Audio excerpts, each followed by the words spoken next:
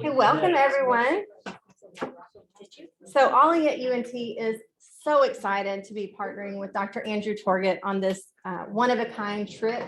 We are just thrilled beyond measure. So this afternoon, Dr. Torgett is going to go through what this trip is going to entail, kind of an itinerary of the trip. And then I'm going to come back and go over some of the logistics and let you know how you can be a part of this trip. So we ask that you hold your questions until the end, because more than likely we're going to answer those questions in the course of this discussion. So without further ado, I'm going to turn it over to Dr. Andrew Torgett.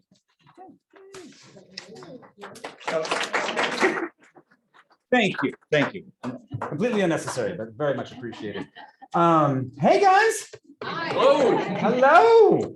I can't tell you how excited I am here to be here, standing here talking about this Revolutionary Road trip that we're going to be taking, because this has kind of been a dream of mine for a long, long time. It's one of the reasons I am a historian. And my goal is to make this as much fun and as exciting and as thrilling as it can possibly be, and also very informative. And so you'll be able to impress all of your friends with your deep knowledge of Texas history and the American or Texas Revolution along the way. So I recognize a lot of you guys from my Ollie's talks and such, but I want to just introduce myself for anyone who doesn't already know me. So I'm Andrew Torgett. I teach in the history department at UNT. I went to grad school at the University of Virginia, where I got my PhD and loved being in Virginia for a long time. But my wife and my family are from Texas. And so we came back to Texas when I got the job at UNT in 2009, which seems like longer ago than I want to remember. And we've been here ever since. And we've been raising two little kids. I got a 13-year-old who is in 7th grade, which means he is in Texas history, which means I feel really sorry for his teacher. He's also very outspoken, so poor guy. And then our daughter Catalina, who's 11. And at UNT, I've done a lot of things. I've written and published a bunch of books. We did a world record in 2018 with the library that was, we went through pretty much all of Texas history in one fell swoop and set a Guinness World Record. That was a super amount of fun. But one of the things that I enjoy the most here at UNT is getting to talk to you guys. All right. I love doing Ollie talks. I love going out to Robson, Good Sam. There's a lot of different places I've been able to go because I like talking to you guys because you guys care about the history and not about the grade, because there is no grade. I can't tell you what a relief that is for me. Not to grade any of your papers. That's so nice. But also, you're not going to like yell at me about 2 points on the exam, and we're going to focus more on the story and why it matters, right? And so that's something that I think is something that is a joy of this experience that Ollie makes in all kinds of different ways. And so the point of this is really to take that to a new level and to take it out on the road, right? And to have that opportunity to explore the things that, like right here, I'm talking about the Alamo, super duper. What if we actually went to the Alamo to talk about all of these things? And I will tell you that this is a very personal thing for me too. So I like to lay all my cards on the table at the outset. So that handsome gentleman in the red right there, the devastatingly handsome gentleman right there in the red, that's me, all right? When I was, I think, 10 years old, but nobody audited me. And when I was a kid growing up, I grew up in Houston, right? But I wasn't born in Texas, all right? I was born in Tennessee. And so I got to Texas when I was about 2 years old. And the only thing I ever knew growing up was Texas. But then I got to 4th grade Texas history. And suddenly, all my friends, we've been real tight up until that point. Texas, being natives of Texas really meant something to them. And I was the weirdo now who was being like excluded on the playground for a little bit. I was like, what happened? And it was at that moment, my parents, who are lovely, wonderful people who were very attuned to this, they took me to San Antonio. They took me to the Alamo. So this picture was taken obviously in front of the Alamo, but right where the Palisade was. All right. And that's where David Crockett was and his Tennesseans. And so for me, the Alamo became the story of me feeling a part of this history of Texas and being built into this bigger story that I was learning about in 4th grade and then 7th grade. And it started this spark of history and enjoyment that I've loved ever since. By the way, for those of us who did live through the 80s, you guys will know those socks were issued by the Reagan administration. I was required to wear them as part of the Cold War. All right, you don't have a choice on these things. But now I have my own kids. I believe very strongly in taking people to these sites because there's something about being in a place that you just can't get the history of any other way. Like being at the Alamo, being at Goliad, being at Gonzales, that really means something in a different way. This past summer, I took my kids on a 3,000-mile journey across Texas. We saw, I know, my wife is very patient. And we saw a bazillion things all along the way. And I thought my kids would hate it, but it was the exact opposite. It was a magical experience for them, they say, and for me, because we got to share this stuff. But there's just something about being in the place and seeing the history and these locations that gives you an insight you literally can't get any other way. All right. So that's why I've teamed up with Ollie to bring you guys this experience that I think there's just no other way to have. And so I'm super excited about hitting the road with you guys on the Revolutionary Road tour that we've been putting together. So I've been working really closely with the people in Ollie. We've been designing the itinerary, laying things out, making sure it's going to be as fun and enjoyable. And as you can see, hands-on as we can possibly make it. All right, but don't touch the Bowie knife on the wrong side. And so what I want to do is I want to walk through what we're going to do as the itinerary and give you a sense of the history that we're going to be walking through. Okay, and then when I'm done, Stephanie's going to tell you guys a little bit about the logistics of everything. All right. You guys ready? Yes. All right. You guys know I like to jump. All right. So day one, we're going to meet here. All right. And we have this beautiful bus that has been arranged by Ollie that we're all going to get on. And we're going to drive from here down to San Antonio. And one of the great things about this is that on the bus, you're going to be real comfortable. I'm just going to have these beautiful chairs. It has a bathroom on the bus. We also have these amazing headsets that Ollie has secured that's going to allow me to talk to you guys real easily. You're going to have a little headset they're going to be able to show you guys. So you can, hearing any is not going to be a problem. We're going to have built-in audio the entire tour where you're going to be able to hear me as we're walking everywhere we go. We'll be able to even use them on the bus. And along the way, I'm going to set up the history of what we're going to be walking into, right? The Texas Revolution begins in a context that I want to set up, right? This is San Antonio during the 19th century. So on the way down to San Antonio, we're going to talk a little bit about the history of San Antonio. We're going to talk about the settlement of the region. We're going to talk about the Spaniards who become Mexicans in 1821 and their lives and their world and what that looks like. We're going to talk about Stephen F. Austin and the Anglo colonization that comes in. All right, we're going to kind of set up the big picture as we're making our way down to San Antonio.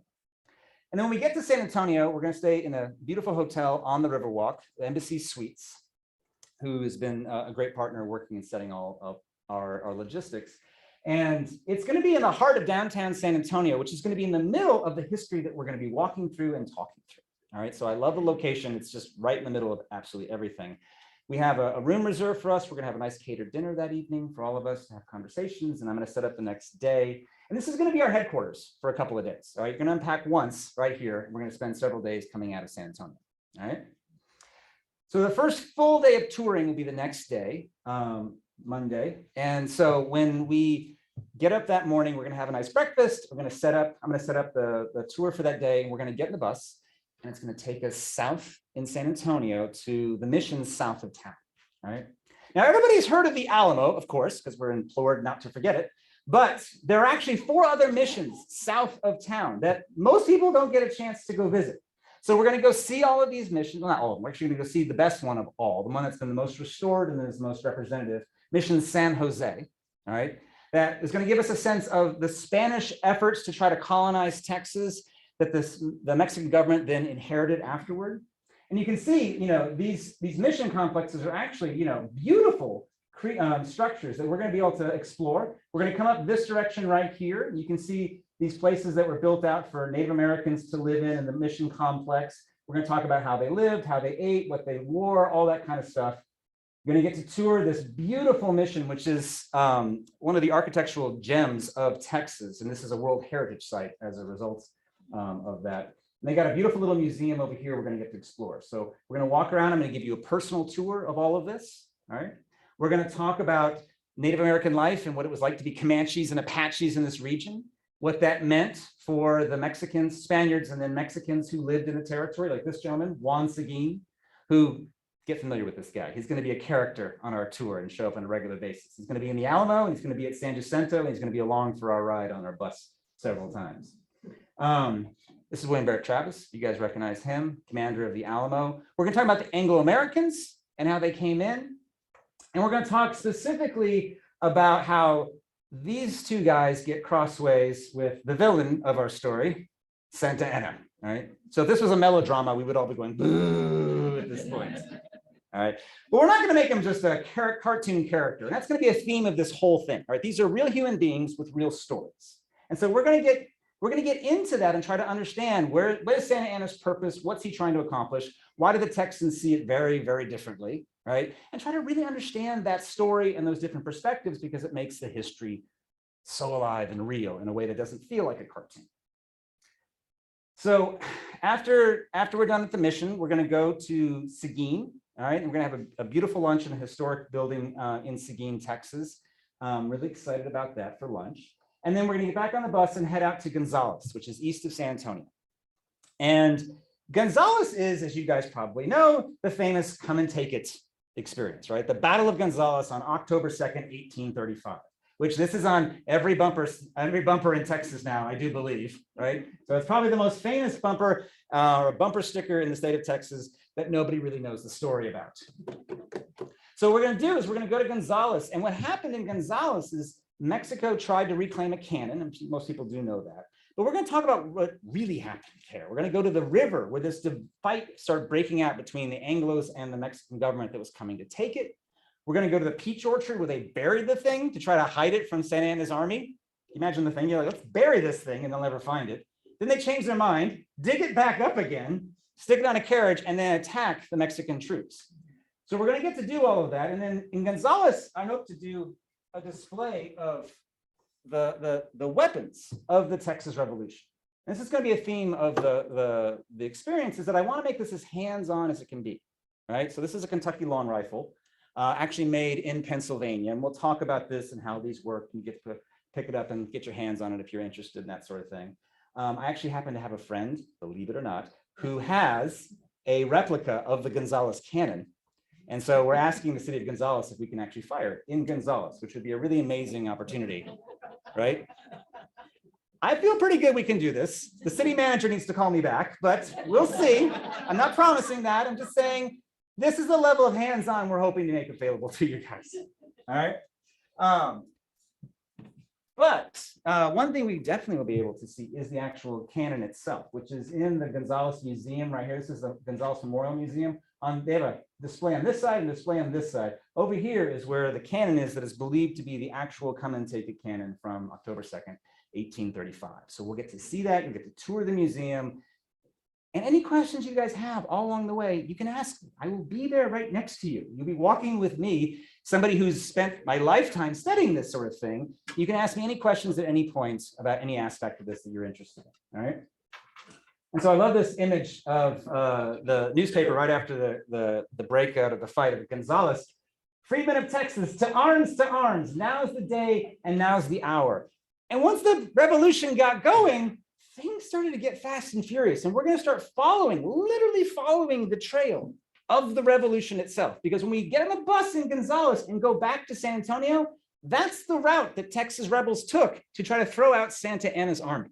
All right, so we're going to go back to San Antonio for our next day, day 3.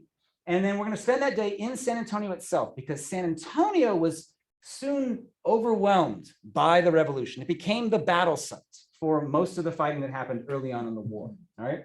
And so we're going to talk about something called the siege and the Battle of Béxar. Béxar was the name of San Antonio during this time. It was San Antonio de Béxar. And so most people called it Béxar at the time. And then, of course, the Battle of the Alamo itself. So after the Battle of Gonzales, all right, a call goes out across Texas. We need to do something about Santa Anna and his troops. And so lots of people, I wouldn't say they put together an army. It's much more of a mob of angry dudes, all right, that gather outside San Antonio. So this is a famous painting of that moment. That guy's named Ben Milam, which I'll talk about more when we're on our tour. And this is what San Antonio looked like at the time of the Texas Revolution, when we're going to be walking through all of this history. And Ben Milam and 300 Texans wanted to throw out the troops in San Antonio that were allied to Santa Anna. So they lined up outside of town and then just ran in screaming and yelling to take over the town. They came down these 2 streets right here, which happened to go right in front of the hotel where we are going to be staying. So we literally walk out in front of our hotel. You're in the middle of the Battle of Béxar, all right? And we're going to walk those streets, it's just a couple of blocks, and talk about the hand-to-hand combat that went on these streets as a part of these Texas soldiers trying to throw out Santa Anna's troops. We're going to walk past this spot right here, which is not far at all from our hotel. This was the Veramindi Palace, and it was the home of one of the most powerful Mexican families in San Antonio at the time. These doors actually are in the Alamo itself. They've been on display in the chapel for the last 50 years. They're on conservation right now, but this is the kind of buildings that they were fighting door to door in this urban combat. And this was actually the headquarters of the Texas troops. So remember Ben Milam that I showed you guys over there? He poked his head out of this door on the second day of the fighting and got shot by a Mexican sniper and was taken out of commission. And so we're going to find this actual spot. This building's been knocked down, but I actually know the location. We're going to go to that and tell those stories as we're walking down these blocks as a part of this battle.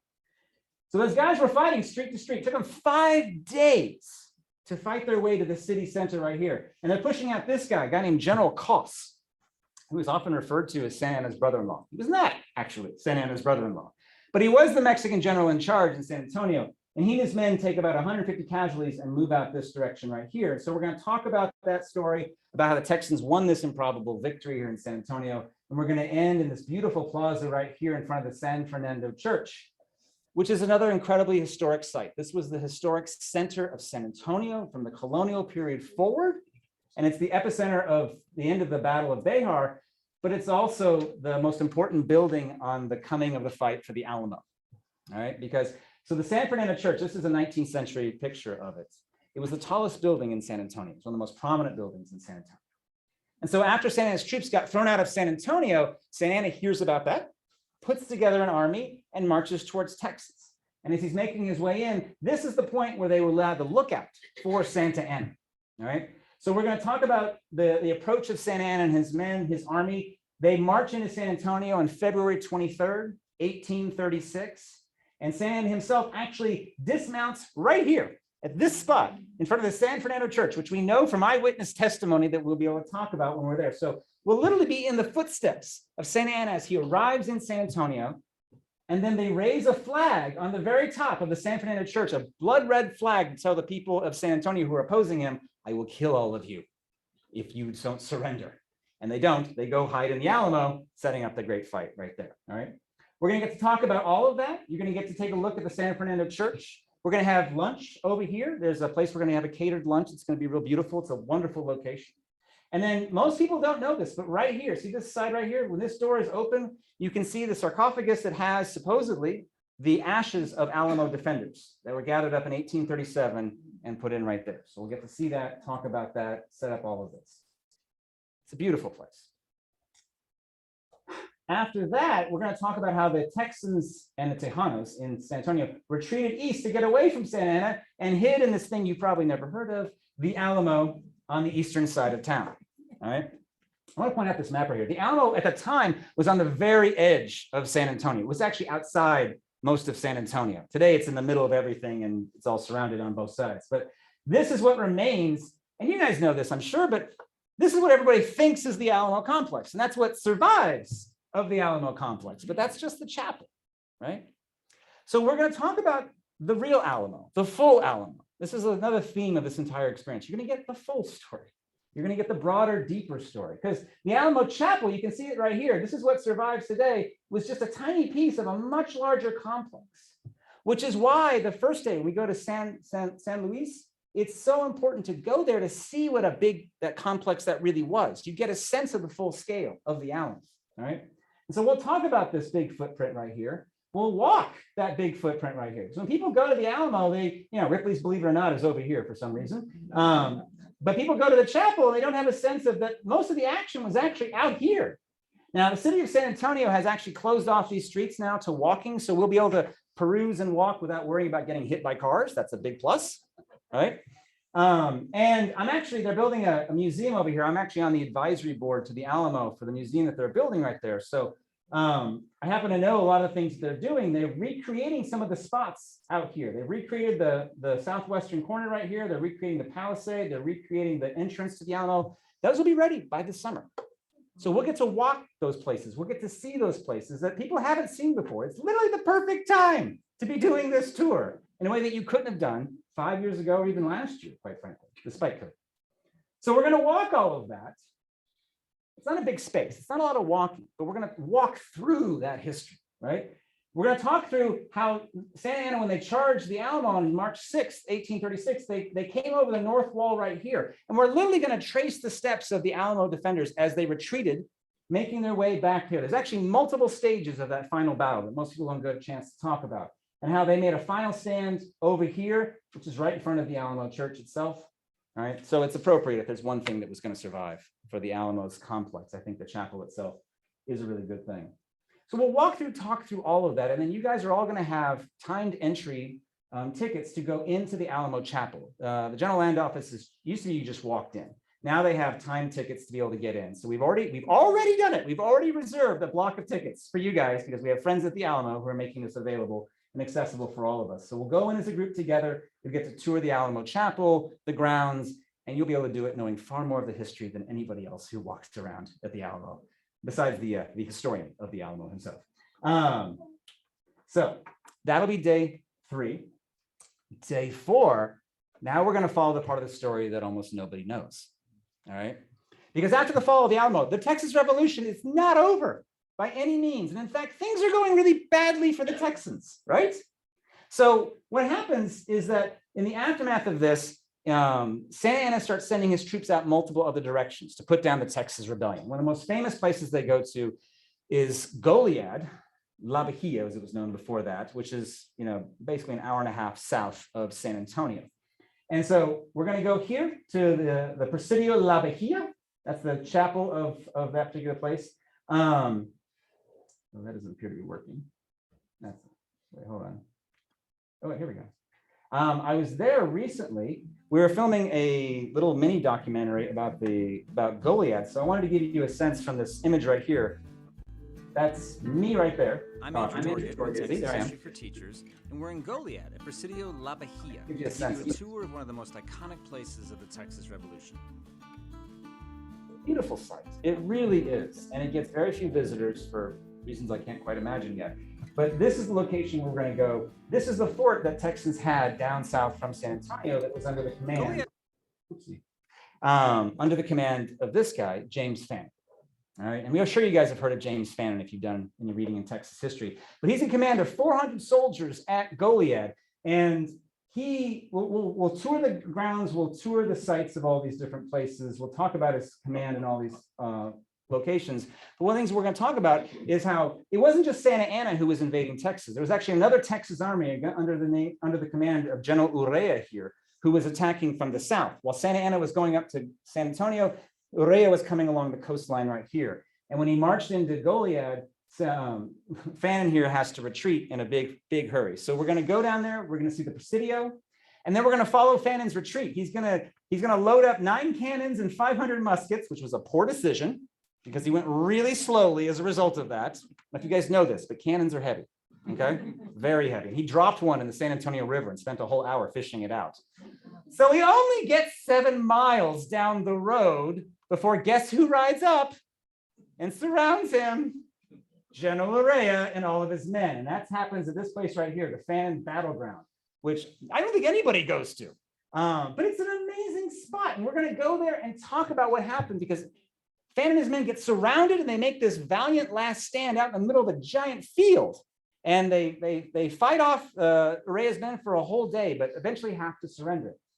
Over here, there's a beautiful pavilion where we're going to have a catered barbecue lunch by a place called McMillan's, which has the best barbecue I've ever had in my entire life.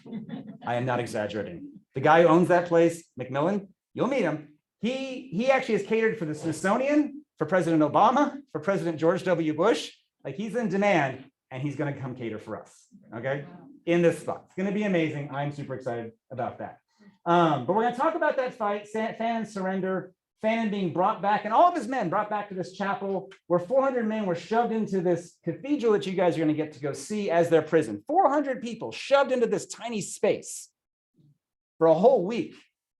And then they are marched out of there on March 28th, 1836, Palm Sunday. They're divided into 3 groups, sent 3 different directions, and then they are summarily shot by their guards in what becomes known as the Goliad Massacre. All right, we're going to see those spots. We're going to see what happened. We're going to talk about all of that. And then after lunch, we have full bellies and we're feeling good about ourselves. We're going to get on the bus and have a lovely drive east from there. And we're going to follow what's called the runaway scrape, all right? Because after the fall of the Alamo and after the massacre at Goliad, panic ensues and goes all over Texas, all right? And so we often don't talk about this aspect of the Texas Revolution. But when news of that reached farms in East Texas, people were terrified. And they threw everything they had into saddlebags and wagons and hit the road as fast as they could because there was nothing between them and Santa Anna, who had just shown he'll kill anyone he can get his hands on. And so utter panic ensued and people took off running as fast as they could by the thousands. It was a really rainy spring. So they're doing this in incredibly muddy roads as they're trying to get away.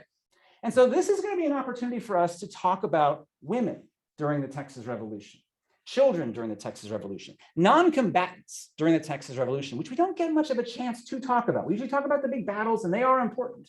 But part of this too, as we're seeing in Ukraine right now, is the experience of trying to escape from violence during a war and what that looks like. We're going to talk about that, experience as much of that as we can while we go along that same route. We're literally going to be going along the route that both Sam Houston's army, Santa Anna's army, and the runaway scrape is happening as people are heading east. And we're going to stop at San Felipe de Austin.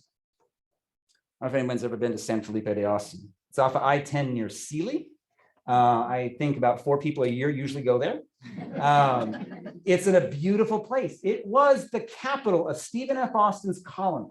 So if you want to go to an epicenter of where the colonists from the United States are living in Mexico, this is the place to go. And it's, again, timing. You guys are perfect on your timing. They just rebuilt most of the village so that you can see it as it appeared at the time.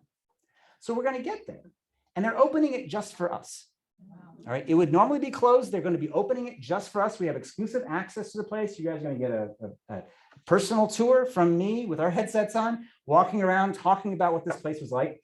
It was burned during the Texas Revolution as a part of the escaping armies. It's been rebuilt since, so we get to see it. And then we're going to have dinner in the world-class museum that they just built on the site. All right. So they're going to open up the museum again just for us. We're going to have a catered dinner here. The exhibits here are amazing. I was actually an advisor to them as well. So I got to see a lot of that stuff going on. I can tell you it's a first-class museum all the way around. Beautiful exhibits so you can see what life was like for the Anglos in the colonies and what the runaway scrape was all about. You get to see that firsthand, all right? Then we'll end the day at the Embassy Suites in Katy, also a beautiful, lovely place. And we'll be able to stay the night there. Again, we'll arrive with full bellies because we'll just have dinner at San Felipe de Austin and you guys can get a good night's sleep. All right. And then the next day, which is the last day of our tour, we're going to go to the final part of the Texas Revolution, the Battle of San Jacinto, all right, which is near and dear to my heart because I grew up in Houston. All right. So when I was a kid, we went on field trips to 2 places. We went to either the Johnson Space Center, which was amazing, and I had astronaut ice cream. And occasionally we would go to San Jacinto, and I was just confused the whole time because there was a battleship there, and I didn't know why there was a battleship at the Battle of San Jacinto. There wasn't. Anyway, so we're going to go to this site, and we're going to talk about the final road to the victory that Sam Houston's army has at San Jacinto. And the way it's going to happen is that we're going to talk about why Santa Anna here is in a real big hurry to end the Texas Revolution. And so he splits his army and takes a smaller portion of it. And he runs out ahead basically as fast as he can. That was a mistake because he ran into Sam Houston's army, which was almost about the exact same size. And it gave Houston an unlikely opportunity to confront Santa Anna at the confluence of the San Jacinto River and Buffalo Bayou. Today, we call this place the San Jacinto Battleground. That's appropriate. But at the time, it was Peggy McCormick's farm. So we're going to talk a little bit about Peggy. She was not happy, right? She was not happy about what happened here. But the Texas Army comes in and they set up camp down here along Buffalo Bayou. We're going to stop at that camp. We're going to talk about it. We're going to talk about where they did, how they camped there, what it looked like. Santa Anna's army came in second after that. They're going to set up over here, which is near where the monument is today. We're going to talk about where they were. And then we're going to talk about the fight itself, the unlikely, amazing battle that happens on the afternoon of April 21st, 1836. That happens for all of 18 minutes, which I don't know who had a stopwatch there for that. It's like, go guys. 18 minutes, good job. That's the fastest battle we've had all day. But we're going to talk about the fight. We're going to talk about the aftermath. And we're also going to talk about why it all matters. Because when Santa Anna was captured the next day, he gets away. We'll talk about his escape route. We'll talk about where he gets captured. But Santa Anna, when he is captured, this ends the Texas Revolution and it begins this change in North America. Because what happened in Texas won't just affect Texas. It'll affect the United States. It'll affect Mexico. It'll effectively redraw the maps of North America in ways that you and I still feel and experience today. So we'll talk about why this matters. We're also going to let you guys see there's an amazing museum here that has incredible pieces that have been curated over a long period of time. We'll get to go visit. And if you're interested, you can go all the way to the top of this thing, which, by the way, this obelisk is larger than the Washington Monument, because just take that, Washington, D.C. We put a star on top that made it taller. Woo, go Texas. You guys can go all the way to the top and see out from every which direction, which I think is important because it gives you a sense, again, of what happened here spread across a much broader area than just Texas. All right. Then we'll get on the bus. We'll have a lovely box lunch. We will make our way back to Denton. I'll wrap up a few things and answer any questions anybody could possibly have. So in all of that, I want to say, oops, I will go back for a second. This is a dream tour for me. This is something I'm super excited about. And so I'm going to be spending an enormous amount of myself making sure that this is as enjoyable, exciting, fun, and smooth an experience as we can possibly make it for all of you. The way I'm designing all this stuff is that I'm thinking about what would I have dreamed of if I could have had something like this for myself and for my kids. So this is something that I'm beyond excited about the opportunity for, and I'm looking forward to hitting the road with you guys. I hope you sign up. I hope you come with me. I hope we can all share this in June and have a great experience. So with that, I will turn it over to the Ollie folks who will talk to you guys about the logistics and some of the details about how everything's going to fit together.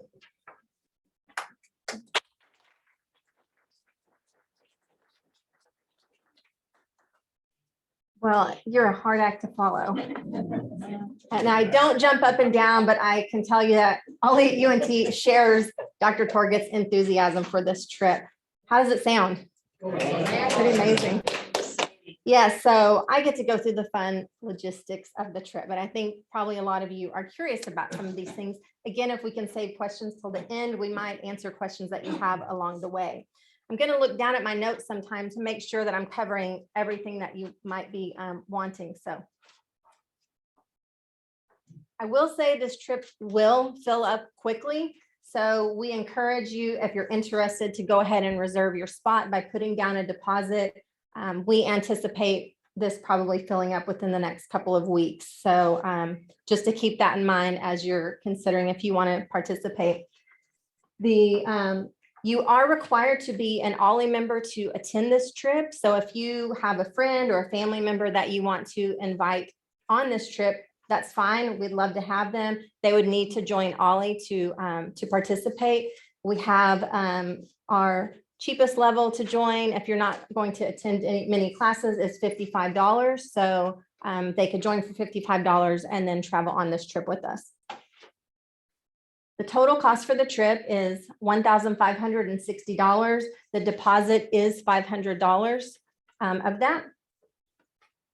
When you pay the full price, you're getting your transportation on a chartered bus, your accommodations, all of your meals, all of the entrances to the different sites that we're going to, and a couple of other things that we'll talk about in a little bit. So a lot of the trips that we take with Colette, they have identified an activity level that you would need to be feel comfortable with to attend the trip. So we've used some of their verbiage to identify with Dr. Torget, since he's traveled this trip several times on his own, what you would really need to be required to successfully participate in this trip. Essentially, you need to be in pretty good health, be able to climb a flight of stairs, walk on some uneven ground, but mostly sidewalk. So some of the days are longer, some are shorter. So if you feel comfortable with that type of activity level, then we feel like you could be successful on this trip. We will be leaving in late morning on June 12th. We'll have boxed lunches as we head down to San Antonio. We return early evening on June 16th. So we're taking Cowtown Charters. It's a nice chartered bus that has, as Dr. Torget mentioned, a restroom. It has Wi-Fi on board as well.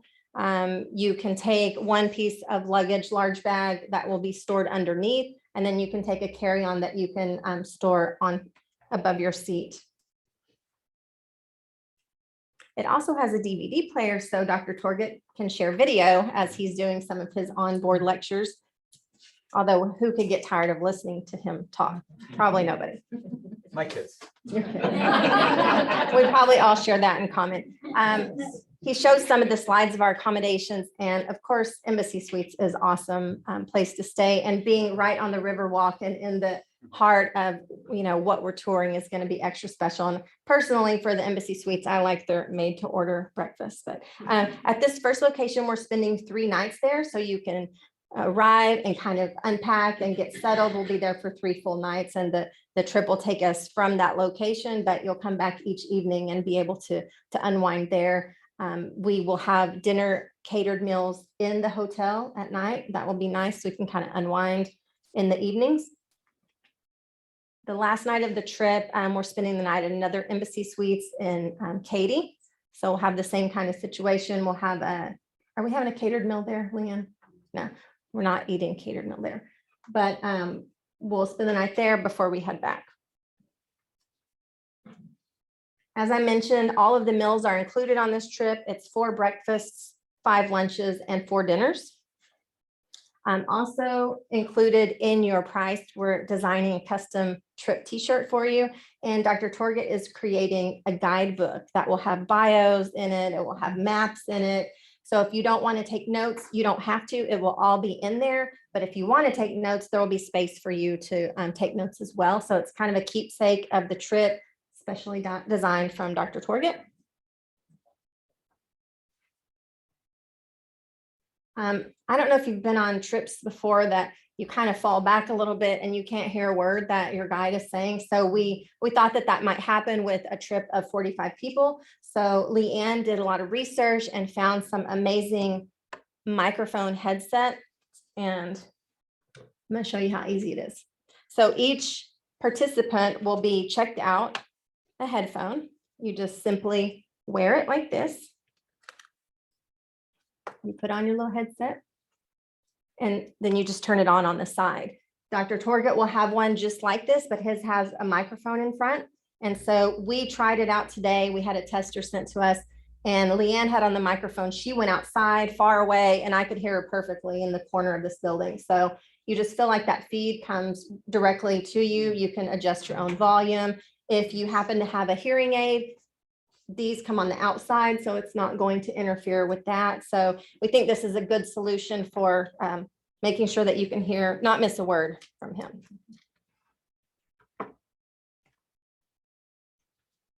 And then at night, Leanne is going on the trip, and she's going to kind of be the concierge and make sure everything's flowing like it should. So she will collect the headsets, disinfect them and charge them, and get them back to you the next morning to make sure that you all have one for the next day.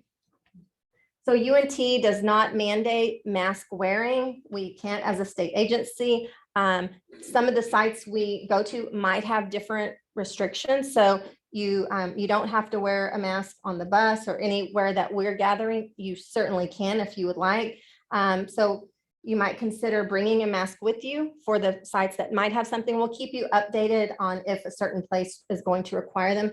We will have some on hand if you forget or you just decide that you want to wear one at whatever time.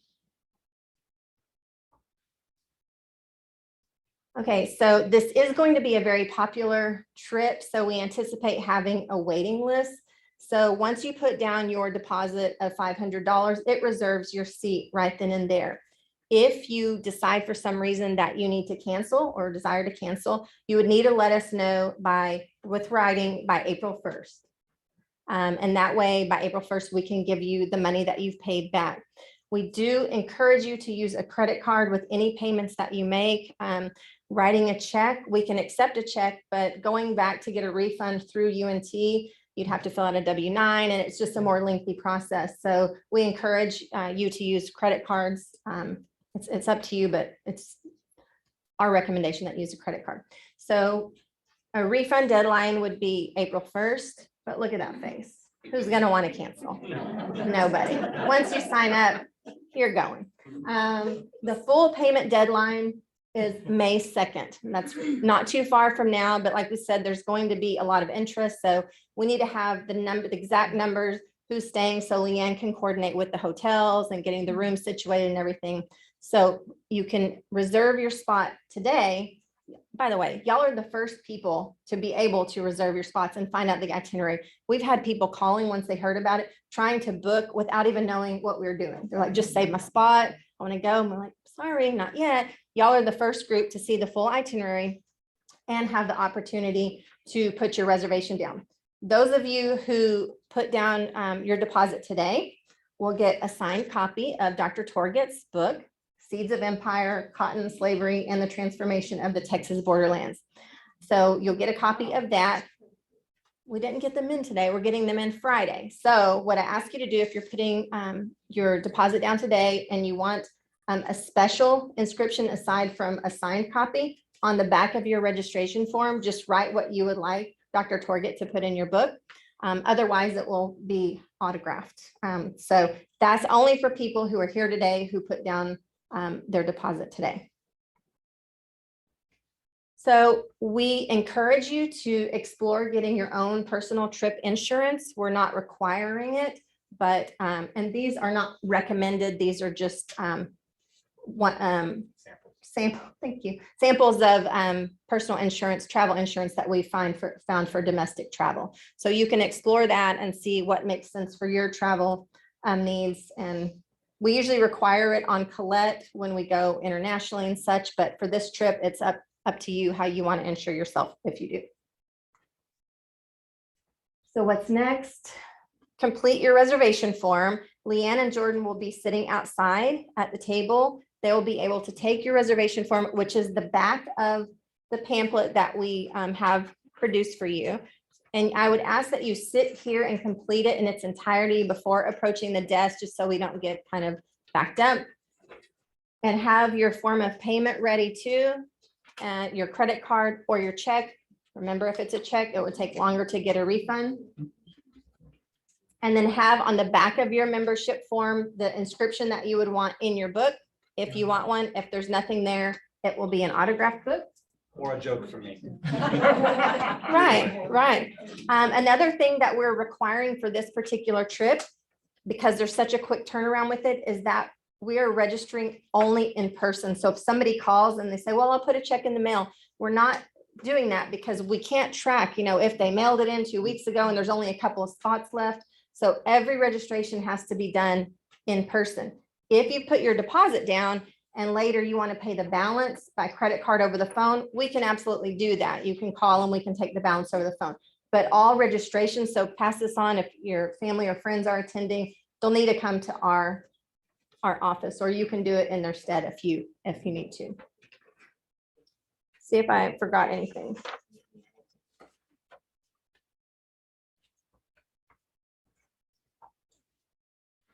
We'll open it up for some questions at this point. I think that's it. Yeah. Yes, ma'am. My husband's in the hospital.